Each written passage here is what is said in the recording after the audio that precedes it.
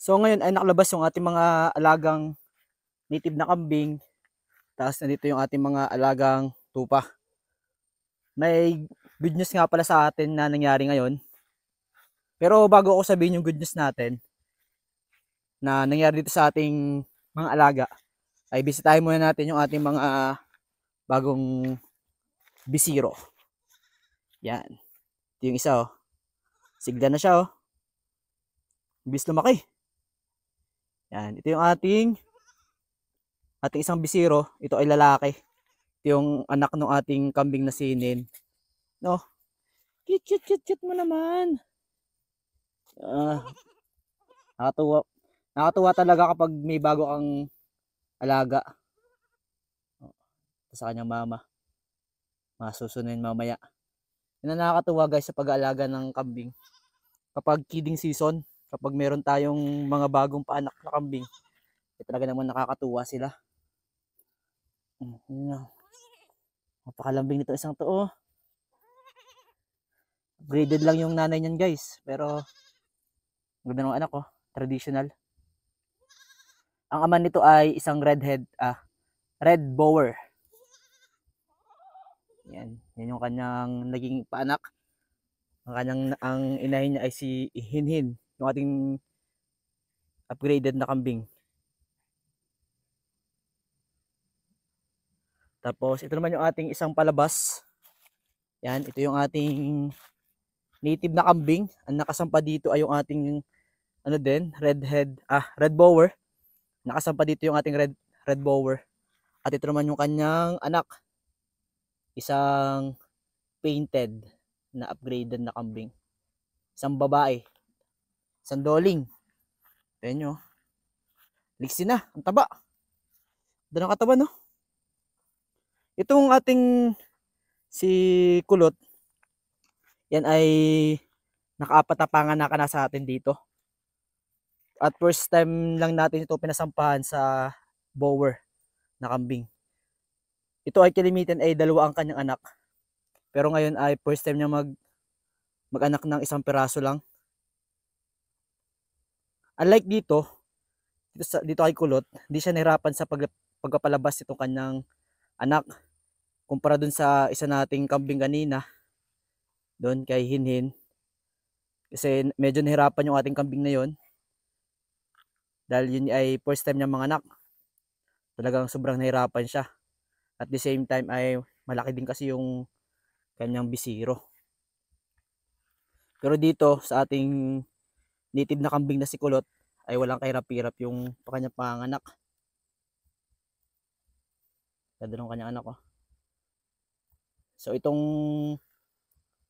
kanyang anak ay ikikip natin dito sa ating kambingan. Hindi pa lang talaga siya ganun talagang halata mong upgraded lang. Pero ang ganda ng katawan ng ating palabas na doling oh. Ganda pati ng kulay. Red na red yung ulo. Kulit oh. Apakakulit. Yun talaga guys sa kagandahan kapag may alaga tayo ng kambing. Yung mga ganitong panahon, yung kidding season, yung nanganganak ng ating mga kambing, talaga naman nakakatuwa. Nakakawala sila ng stress. Yan, sumususo. Itong kambing talaga na itong ating kambing na si Kulot, napakagaling niya talaga mag-alaga sa kanyang mga anak, sa kanyang mga bisiro. Kalimitan, di ba yung mga kambing natin na mga inahin, kapag sila ay mga 4 na buwan na, hindi sila nagpapasuso. Ito, 5 buwan na yung anak niya, pinapasuso niya pa rin. Alagang-alaga niya pa rin sa pasuso talaga. Kaya napakaganda ng inahin na ito. Galing mag-alaga sa kanyang mga anak. Yan, medyo matanda na yung kambing na yan, pero maganda pa rin maglabas ng anak eh. Kaya hindi mo natin i-dispose. Siguro isa pang paanakan bago natin i-dispose. No? Napunta naman natin isang bower nating kambing. Yun yung ating pure breed. Nakasampa doon ay yung ating dating back na si Supremo, yung ating blackhead bower.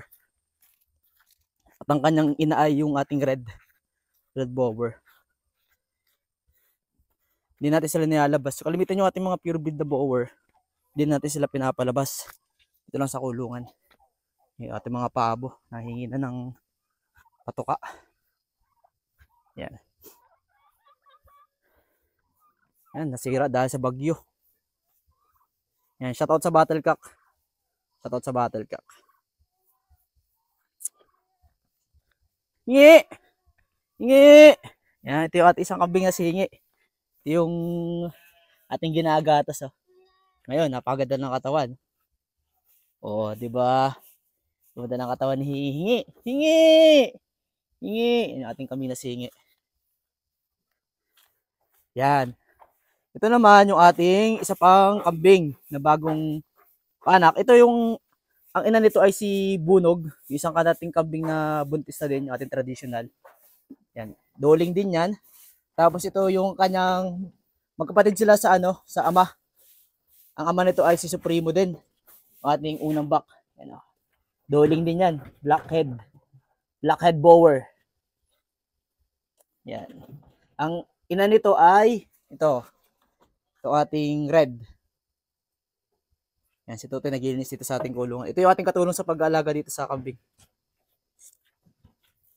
Yan, ito yung ama ng ating mga palabas. Na mga palabas ngayon. Yan, ito. Itong ating bak na si Kengkoy. Itong ating red bower. Yan, yan yung ama ng ating mga palabas. Ito yung ating bak na ginagamit dito. Yung ating unang bak na si Supremo, yung ating blackhead bower, eh, binenta na natin. Tapos ito yung pinalit natin, itong red bower na si Kengkoy. Bali ang pakain ng mga ito ngayon ay dahon ng saging. Dahon ng saging. Wala pa ng saging yan. Kapag wala kami pakain sa aming mga alagang kambing, ay itong dahon ng saging yung ating ipinapakain. Yan, dahil ubos na, talaga nilututoy ng dahon uli, ng kumpay. Itong kanilang pakainan. Si Kengkoy, busog oh. Ating red. Ito yung kanyang paanak oh. 3 days old. Oh, sigla na rin oh. Sigla ka na rin ha. Yan. Tapos ito yung pinakaimbaka nila. Ito yung dahon ng saging na giniling natin doon sa ating shredder machine. Kapag walang makain yung ating mga alagang kambing, ito yung pinakamabilis na way para makahanap tayo ng pakain. Dahil kanina may pinuntahan tayo, kaya ito lang yung ating binigay ngayon. Nagmamadali tayo kasi giniling. Ito yung ating sibunog, yung ating traditional. Ito yung ina ng ating blackhead bower. Ito ay magpa 5 months na.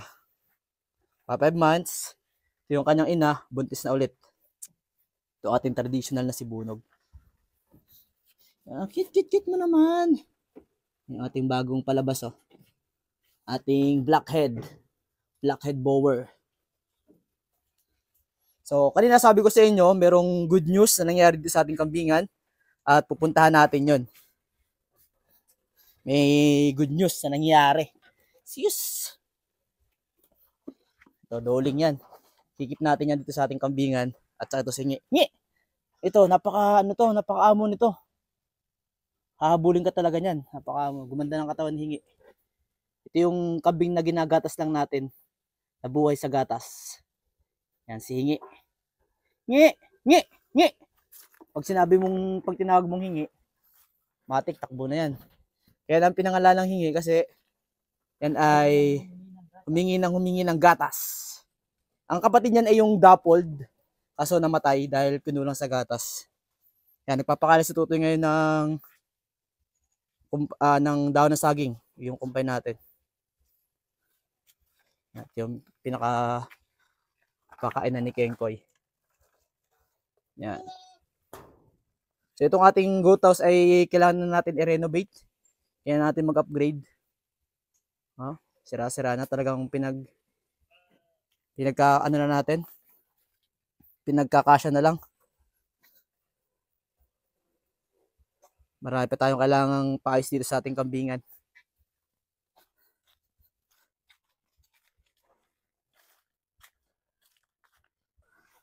So ito yung sinasabi ko ngayon na good news. Ito nga pala ating mga alagang tupa dito ay buntis na tong isang to. paanakin na rin to. Malapit na siguro by November. O baka ngayong katapusan, mga anak na rin yan. So ito yung good news dito sa ating mga alaga ngayon. Dahil meron na tayong bagong paanak sa ating tupa. Yan. So ito ay nanganak lang kanina. Hindi natin naabutan yung panganak nito dahil may pinuntahan nga tayo. So ito, nanganak yung ating si Taray. Ito, ang pangalan nitong ating tupang ito ay si Taray. So ang kanyang anak ay isang babae. Yan. Babae na ulit tayo dito sa ating mga alagang tupa. So itong mga tupa, pag bagong anak sila, sobrang puti. As in, puting-puti itong kanilang balahibo. Makita nyo. Ito yung puti. So siguro itong ating tupa nasa 2 kilo or 3 kilo. Laki na siya agad oh. Laki na agad. Babae. Babae yung anak ni Taray. Yan. Ito yung ating... Ang maganda lang sa tupa, hindi sila maselan alagaan. Hindi mahirap buhayin yung kanilang mga anak. Napakadali lang talaga buhayin. Hindi sila, malakas sila sa resistensya, malakas yung kanilang resistensya. Hindi sila agad nagkakaroon ng sakit. Ang disadvantage lang pag-alaga ng tupa ay medyo mahirap ang market. Mahirap sila dispose, mahirap sila benta dahil mas mahal nga yung karne nila. Tapos syempre, yung karne ng tupa ay medyo maanggo kaysa sa mga kambing. So yung downside ng pag-aalaga ng tupa. Pero sa pagkapalaki, pagkaparami, napakadali, napakabilis dumami. No? Yan, sumususo na siya.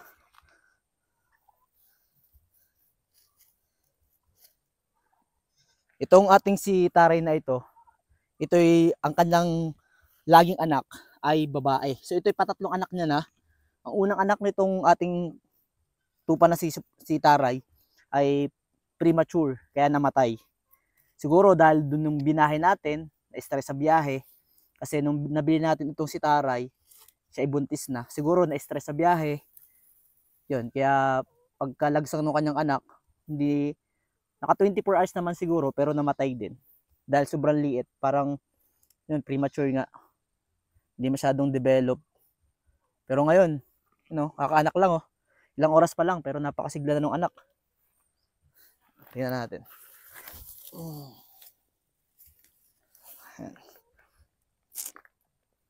Oops. Napakasigla na. Bigat. Siguro around 3 kilos to. 2 to 3 kilos. Bigat na agad oh. Ilang maganda talaga sa tupa. Napakadali nilang buhayin. Napakasigla na agad oh. Yan. Tapos ito rin yung tupang ito. Napakagaling mag-alaga din ng anak. Wala tayong naging problema sa mga tupa. Doon lang talaga sa ating mga alagang kambing. Yan. Comment down below nga guys kung para sa inyo ano bang maganda alagaan, tupa ba o kambing. Pero para sa akin, tupa talaga. Pagdating sa sakit, sa resistensya, malakas talaga ang panlaban ng tupa. Kasi kahit umulan, uminit, okay lang, walang problema ang tupa. Eh ang kambing, may nasa lamig. Yan ang kalaban ng kambing. Pero syempre, mas madaling i-dispose, mas mataas ang market ng kambing.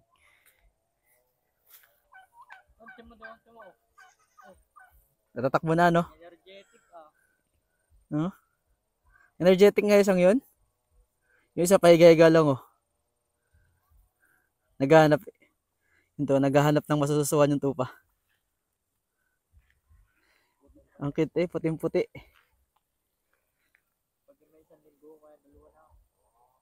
Oh, lakas niyan. Laki na agad niyan. Ng 2 linggo. Ay, isa nating tupa, yan ay paanakin na rin, oh. Ito yung laki ng tiyan.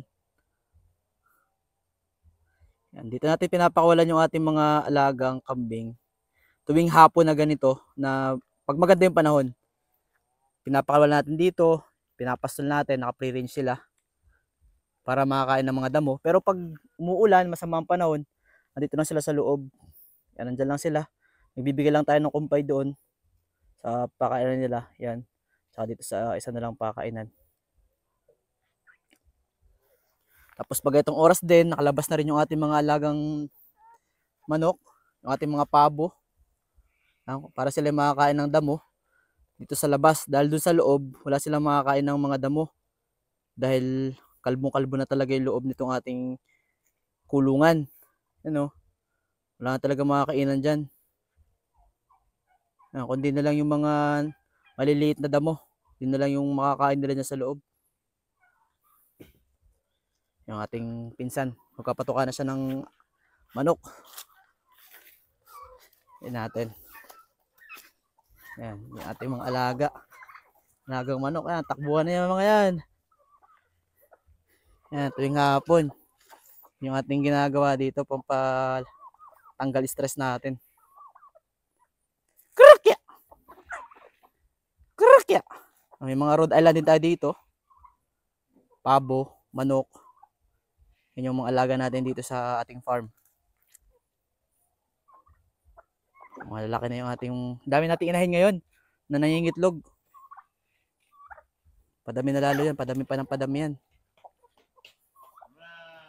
Matuwa sila, no? Ating mga pabo. Mga pabo natin, maingitlog na rin.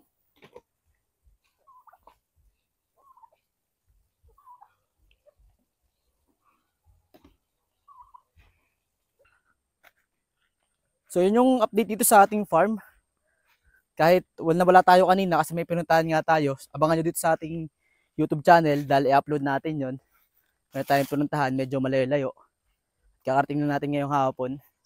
Nakakatuwa dahil pagdating natin dito ngayong hapon sa ating farm, meron tayong bagong alaga. Nanganak yung ating tupa. So napakasaya natin. Pag mga ganito talaga na kidding season ng ating mga alaga, nakakawala talaga ng stress, nakakawala ng pagod. Pag may nakita kang bagong alaga na alagaan mo, nakaka-challenge at araw-araw bagong learning talaga. Marami kang matutunan sa farming. Kaya ang farming kasi talaga yan walang hanggang pag-aaral. Ang cute naman ito.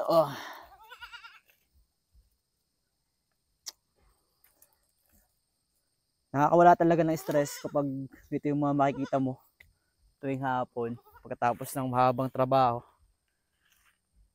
Doon pa sa likod yung ating mga alaga. Yan. Ganda ng view natin. Sa likod natin ay bundok ng Halcon. So, yan lang. Ito lang yung update dito sa ating kambingan. At maraming salamat sa inyong patuloy na pagsuporta dito sa ating YouTube channel. At kung nagustuhan mo tumaga itong klase ng content, pakisubscribe naman itong ating YouTube channel. At syempre, paki-like and share na rin. Paki-follow na rin yung ating Facebook page, ang Hilawan Adventure.